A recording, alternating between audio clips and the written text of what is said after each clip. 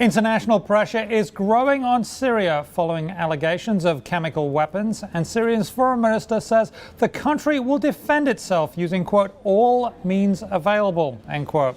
It's Tuesday, August 27th. Welcome to Lunch Break. I'm Simon Constable in for Wendy. And joining us now with more on the Syria story from Abu Dhabi is Wall Street Journal Mideast reporter Meg Coker. Meg, thank you for joining us. You're welcome. So let's talk about the geopolitics that's going on here. The latest news is, of course, that Syria is saying they will use all means available to defend themselves against attack. That is quite considerable, isn't it? They have some very special equipment. That's right. Syria has some very, very sophisticated air defense equipment that they have bought from Russia, which has been a very long time and very strong ally of the Syrian regime.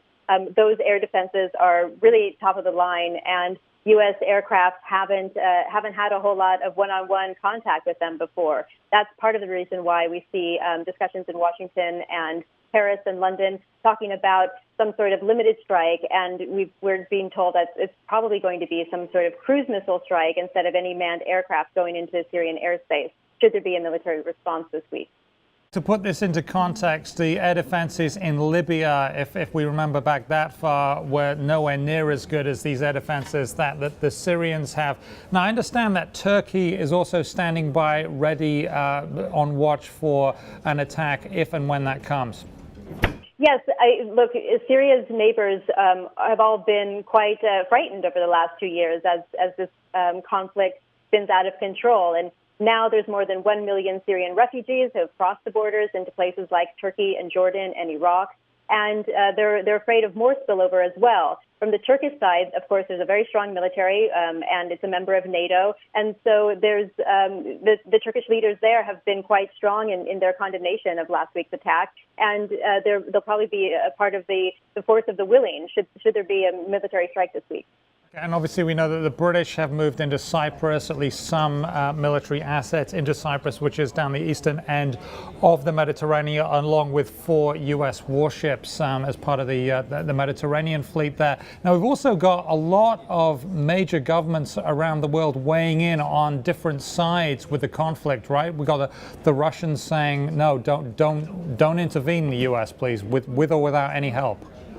That's right. I mean, the entire Syrian conflict can be broken down into 2 sides. Syria has always had Russia and Iran behind it, standing firm behind Bashar al-Assad, the president, and the rest of the region, the Sunni Arab states, have been calling for the downfall of Assad because of all the civilian deaths.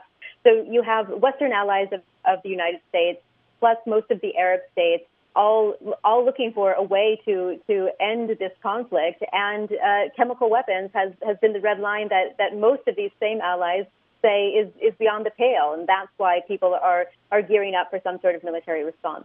We also understand that in Israel, some folks are going out and getting gas masks in case the war spills over. Of course, Israel neighbors Syria. It also neighbors Egypt, which is having its own problems there. It's looking more and more like a patchwork quilt of conflict over the Middle East.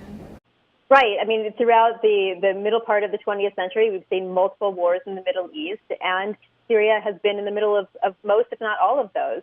So it is at the heart of most of the geopolitical tension that has been in the Middle East for the last 30, 40 years. And again, you're seeing the same lines being drawn. The Israelis have fought and pretty much won against Syria through past wars. They have very good civil defense preparations, and they also have their own, quite strong armed forces as well. So in case there is Syrian retaliation, of course, the neighbors are going to start putting their heads together to protect their own borders. That includes Israel and Jordan and Turkey, of course.